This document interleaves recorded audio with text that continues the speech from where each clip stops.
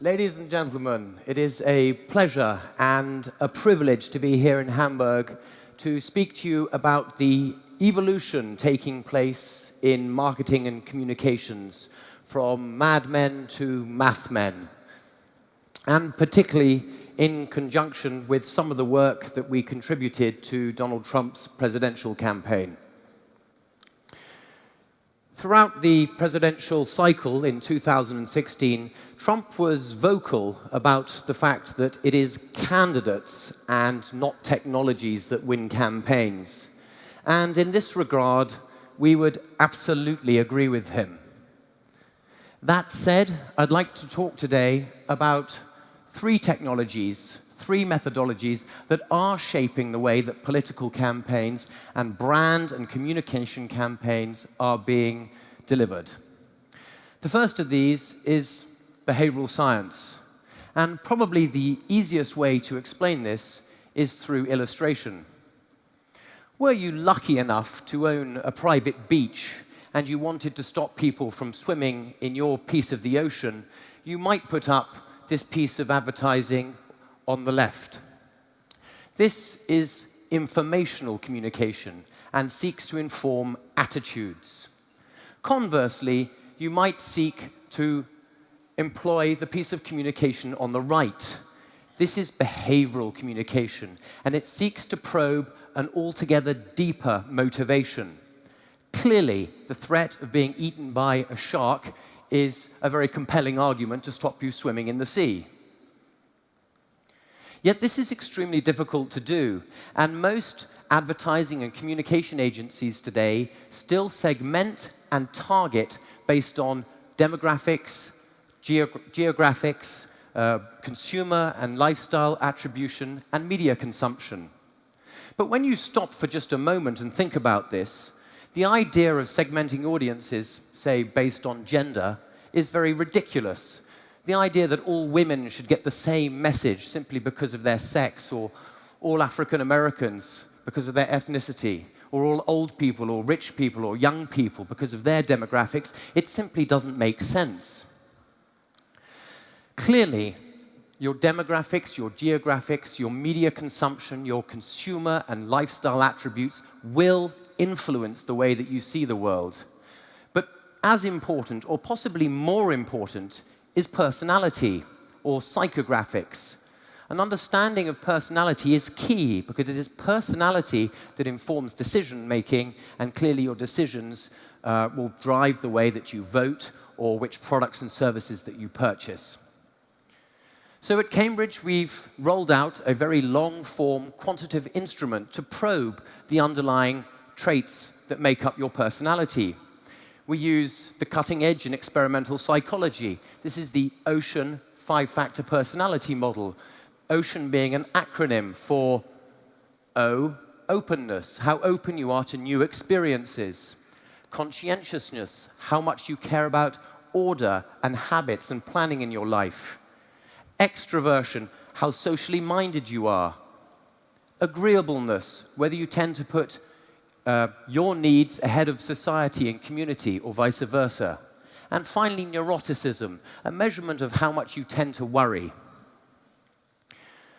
Why is this important? It's important because if you're targeting audiences purely on demographics, you might end up sending the same message to people who really have very different worldviews.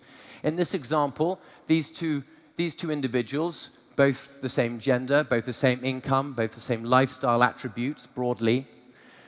But we can see that the gentleman on the left here has a very conscientious and agreeable personality, whereas on this side, the gentleman's very extroverted. So if we knew that both these individuals were in the market for an automotive, we might want to use psychographics to target and message them differently. Specifically, a highly agreeable person might be more interested in a product that had qualities that were more relevant in today's society, such as an electronic engine. A conscientious person could be persuaded by a rational, fact-based argument, such as the one that's set out in this piece of creative. This is in contrast to an extrovert to whom we might want to market a sports car, and to use language and imagery that evokes the emotion and the experience that buying such a car would provide. The second technology I want to talk about is data analytics. Big data is fundamentally changing the way that communications are undertaken. Back in the 1950s, the era of Mad Men, creative was top-down. That is, brilliant minds came up with creative concepts, and they pushed them onto an audience in the hope that they would resonate. But today, we can use big data to understand exactly what messages each specific group within a target audience need to hear way before the creative process is even started. So what is big data? Big data is really the aggregation of as many data points that you can possibly get your hands on. This includes factual data, demographic data such as age, gender, ethnicity, religion, and so forth. Attitudinal data, what car you drive, what magazines you read, what social media you engage with, what church you attend, what golf club you belong to, and so forth. And of course, behavioral or personality data, an understanding of your world view. So we can take all these data and synthesize them into one database of record and use this to build complex but very powerful models about the audiences we're seeking to engage with, and then use these models to drive a much more individualized communication engagement. Let me illustrate this with a rather simple example for a dental product, toothpaste. You can see a data dashboard. The engagement map up here is divided between those people who are more likely to be influenced by an economic argument, price sensitivity, and on the other axis, we see those people more likely to engage with a brand preference. So clearly, the people on the right, shaded blue, might respond better to an offer for a discount. That could be a positive way to engage them. Conversely, the people who are more stimulated by brand preference will need a persuasive argument based around product features, such as the ones listed here: removes stains, whitens teeth, bad breath, gum health, etc. But this dashboard also informs us about which media channels different audiences are likely to engage with, and earning potentials, therefore spend potentials, and basic demographics. Overlaid on this is an understanding of personality or psychographics, so we can start to nuance our messages, taking this into account. So, how does this manifest itself in a piece of creative? If the audience we're seeking to engage with is largely female, 25 to 30, single, middle income, and so forth, that needs to be reflected in our creative, both in imagery and in the language that we use. We can see that this person or this group is active on Facebook, so that's going to be our channel of communication. Most importantly, we know they need a persuasion message built around the fact that this toothpaste removes stains. And finally, the personality of this group is neurotic, so we need an emotional message. So the fact that stains might stop before they spoil your smile is a very powerful message indeed. The last leg of the stool is addressable ad tech. I've said it before and I'll say it again. I'm very much of the belief that blanket advertising is dead. The idea that millions of people are going to receive one piece of communication is something that our children will never understand. Communication is getting ever more individualized. We are moving to an age where we are going to have a personal relationship with brands. So whether they communicate with you through mail, email, text, they're going to be writing to you as individuals, such that a husband and a wife in the same household can receive different communications, even if they're from the same company and on the same product. Bill Harvey famously said, on average, a 10% increase in purchase target density will generate a 7% increase in incremental sales. We can use digital marketing to upload offline target segments with cookies in order to identify and engage the densest possible audiences for specific messages. In America, we can also take offline target segments and match them to set-top box viewing data. That is cable data. I'm sure you're aware, but every time you watch a cable television program, the programs that you're watching are being recorded and sent back to the cable provider. And this gives us a very clear understanding of what different audiences watch on television. We can match these viewing habits against the audiences that we're interested in marketing to, such that we can purchase inventory in the programs that have the highest density of the people we want to engage with. Similarly, in America, we can undertake hyperlocal television. That is buying not national broadcast or even regional broadcast, but buying by local cable provider, which allows you to purchase by just a handful of zip codes or postcodes, which allows you to target very, very specifically key audience groups. So, if you're in any doubt about what I'm saying, have a look at where the money's going. Have a look at where the big brands, the big advertising agencies are investing. Walmart and Ford both have invested hundreds of millions of dollars in the last couple of years in building analytics capabilities or acquiring them. Ogilvy, the advertising giant, just last week launched their Center for Behavioral Science in an attempt to understand the impact of psychology on marketing. Kroger, the retail giant, acquired dunnhumby, the British analytics firm. Martin Sorrell, the guru of advertising, for at least 4 years has been talking about the shift away from creative and towards science and data. And again, Havas, the French conglomerate, is moving in the same direction. So just to illustrate how some of these technologies can manifest themselves, a few slides on the work we undertook for the Trump campaign, which started back in June 2016. When Cambridge Analytica, my firm, joined the Trump campaign, there were only 30 full-time employees on the campaign, which is in stark contrast to the Clinton campaign, which had somewhere close to 800 people working on it.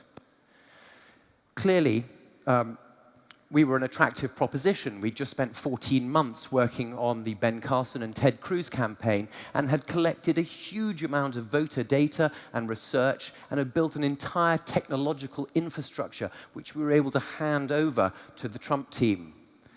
We were therefore contracted as an end-to-end technology provider, starting with research, where we were undertaking somewhere in the region of 1,500 polls each week in each state. That is 300 or 400,000 polls a month in order to inform reporting dashboards to help the campaign understand its asset allocation and resource allocation, and also to inform our models, our predictive models about the audiences we needed to engage with. These models then informed the segmentation, which in turn informed the engagement. We placed over $100 million of digital buy for the Trump campaign and tens of millions of dollars of data-driven television. So, starting with research, what sort of things did we provide to the campaign? Well, these weekly polls provided a very powerful insight into tracking the electorate. This was particularly relevant when incidents took place that needed responding to. A particularly good example might be the hot mic incident, where Trump's locker room banter was broadcast nationally. What we were able to tell the campaign is that whilst in some states his ratings plummeted, in others they actually increased. This allowed the campaign to allocate resources in a very targeted way. Another type of dashboard is the one over here, which shows heat maps of persuadable voters. That is, voters who still hadn't made up their decision who they were going to vote for and were likely targets for us. A good example of this would be Wisconsin. Wisconsin is a state that is traditionally a very safe Democrat seat. So much so that the Clinton campaign never visited Wisconsin once in the entire election. But we were able to use data to identify that there was very large quantities of persuadable voters there that could be influenced to vote for the Trump campaign. And so much so, the Trump campaign had 5 rallies there. Those 5 rallies probably gave Trump contact with some 60 or 70,000 voters. And when you think that this state was won by a margin of only 50,000 voters, that gives you some understanding of how powerful this data is. Predictive models. We use a lot of research to build models. Obviously, donor models are fundamentally important. Every campaign needs cash to drive its media engagement. And for the first month, we were really trying to raise as much small dollar donation, that is $15, $20 donations or less, from Trump supporters. So we need to identify these people and then to engage them in the most compelling way. Thereafter, we handed this capability to the RNC, and we focused on preference models, candidate preference models. Which candidates appeal to which voters? Turnout models, understanding whom was going to vote and who wasn't. And of course, understanding the impact of unregistered vote. That was going to be very important. Finally, we started to look at issue models, predicting which issues, social and political, appeal to which members of the target audience, which voters. We actually assigned different issues to every adult in the entire United States. We could then take these models and put them into a matrix, a little bit like the dental health example, where we can categorize people or segment them according to how they're likely to behave. Core Trump supporters, top right, may be more susceptible to a donation solicitation. Get out the vote, people who are going to vote Republican, but they need persuading to do so. Persuasion audiences, people who need shifting a little bit from the center towards the right. Once we've identified a segment, we can then sub-segment them by the issues that are most relevant to them and then start to target them with specific messages. So, how did this manifest itself? Well, in terms of digital execution, as I mentioned, we raised nearly $27 million just in the first month of the campaign and registered some 1 million email addresses from supporters. Event promotion, we promoted nearly 100 rallies and drove at least 35,000 people to download the Trump app. In terms of persuasion, we delivered a staggering 1.4 billion impressions in just 4 months across 4,000 separate ad campaigns. This increased, or had a net increase of about 3% on favorability towards Trump. And finally, in terms of absentee ballot and get out the vote, we delivered about 80 million impressions, increasing absentee ballot submissions by about 2%. During this period, Google undertook an independent brand lift study to understand the impact of our work. We contacted about 150,000 people and sent them highly targeted digital video content. And this was as opposed to a control group who just received generic messaging. Google reported that the people who received targeted communications responded 18% in terms of the uplift through search volume. This manifested itself in an 11% increase in favorability and an 8% in voter intent for Trump. Finally, we used these data to optimize very targeted, geographically based media buys, going after very small pockets of Trump supporters. This attracted a huge amount of attention because it was in contrast to Hillary's approach, which was much more broad brush and obviously less economical. Clearly, the outcome of the election is well known, and a lot has been written about it. But if there's one singular takeaway from this event, that is that data science, technology, is not a panacea. You cannot make a bad candidate into a good one. You cannot swing an election. But in political campaigns and commercial and brand campaigns, these sorts of technologies can make a huge difference and will continue to do so for many years to come. Thank you.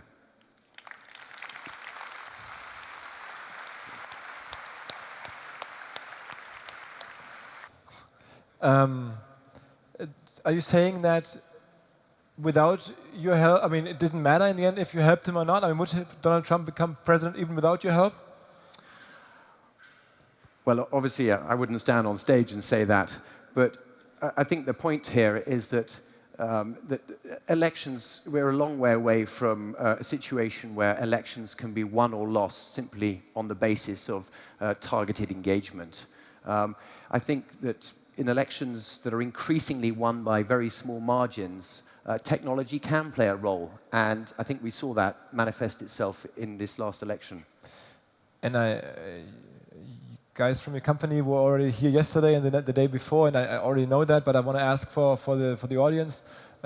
You are open to work for any party. It's not just the Republicans. You're open to work for whoever asks you. Is that correct?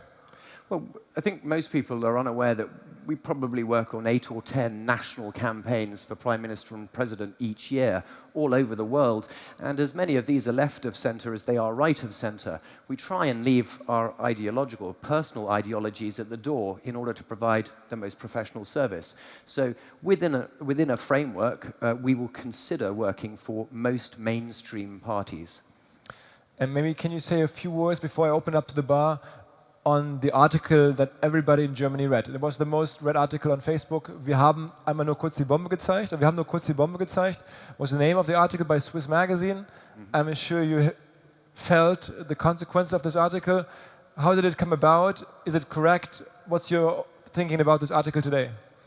Well, look, I think some of the facts in the article were correct. I think the journalists tried to connect the dots certainly without all the information at their fingertips.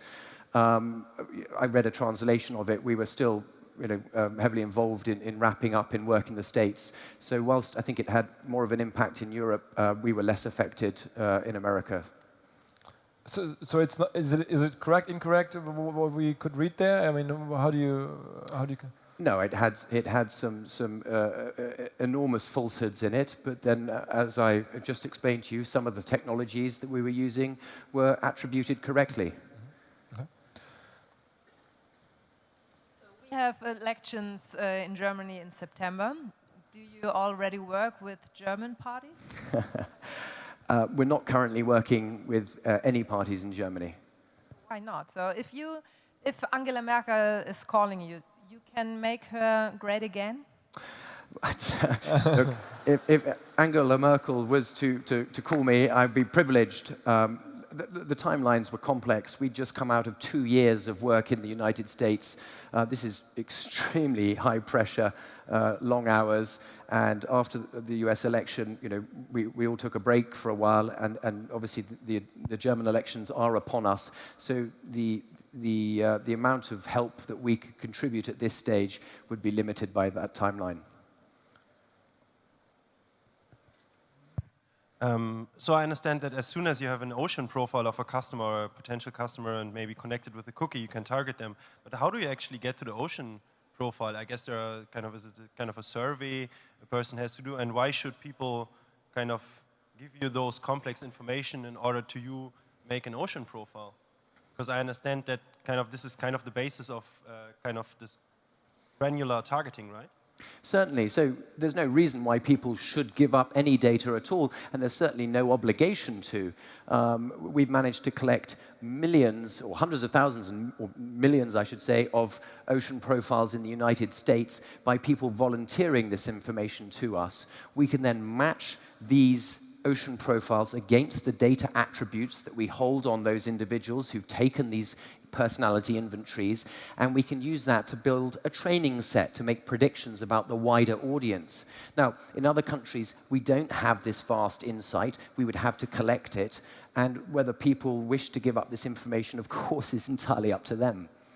But how do you get the information? Is it kind of a game, or I mean, what is my incentive to give you to spend 5 minutes or so of my time to give you those informations? Because I guess there are several questions behind such model, right?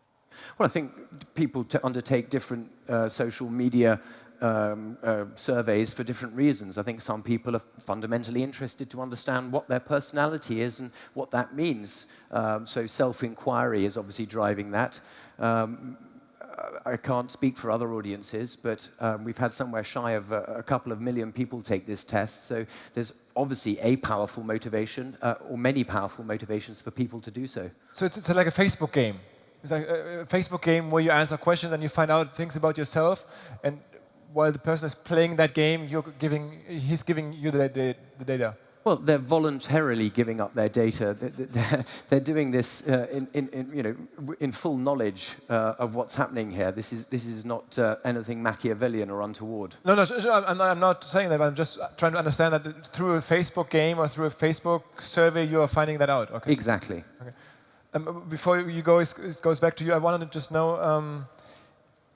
In Germany, we have very strict data rules, data protection, different legal system, obviously, than in the US. Would it, from a legal perspective, what you were able to do in the US, would that be possible in Germany, just on a legal? Well, at a very high level, the culture in the United States is very much opt-out, whereas in Europe it tends to be more opt-in terms of data. So clearly, you can't just go out and acquire data in the same way that you can in the United States, but you can collect first-party research, such as the ocean research, and if people wish to volunteer their information such that it can be incorporated into marketing and communications, then you can begin to build these sorts of models. Equally, there are a number of companies out there who already have amassed very large quantities of their own data, which can then be used and modeled for their own internal marketing purposes. I just actually have only one question. So, if it's really true that you helped Trump get into office, are you happy putting a misogynist,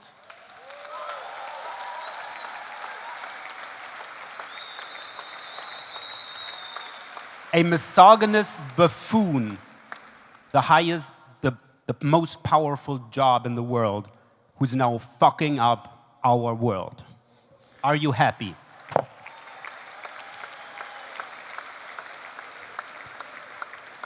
Well, I think you need to step backwards a little bit and understand that I don't think it's for people sitting in other countries to cast their opinions on the self-determination of the United States. Trump was one of 17 presidential nominees, the largest field ever.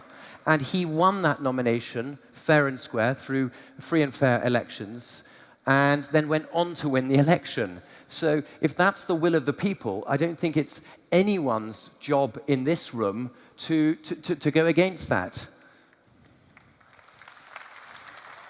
So are you happy? My question. I'm happy with the job that we did. Fair enough. I accept that. You said you work for consumer products and you work for political parties. For you as a service company, does it do any difference if you go like for a toothpaste or for Trump? Well, obviously, working on a political campaign by its very nature is divisive, and we have to be very careful that the candidates or parties that we work for don't cause any reputational damage to the company, that aren't going to upset our staff or employees, and that obviously aren't going to upset any of our other clients or customers. But beyond that, as long as they're free and fair elections and democracy is being upheld, we think it's the duty of our firm to provide candidates with the best possible service and fair representation. That's the only way you can have fair elections. Are there any clients you would refuse to work for? I'm sure there are, but we try not to go and get ourselves into a position where we have to say no. So there was no situation where you say no right now? Not that I can recall, no. But clearly, someone who likes to grab women by the pussy is absolutely all right. Well, I can't comment on that. I think that was covered in the news at the time, and I think I've heard both sides of the argument. Any further questions from the bar? That's it. Alex, thank you very much for doing this. Thank you very much for showing up here, for telling us what you did. I think it's really important to understand what's going on. I mean, obviously you can argue left and right and wrong, but in the end what matters is to see what's happening and what you might be able of doing, what you explained to us today. And we're here to provide a platform for content, for description, for learning, for information. And I think you contributed to that platform quite a bit with what you said and how you explained that to us. And I think that's very helpful for me and hopefully as well for our audience. So thank you very much for coming by. Thanks, Philip.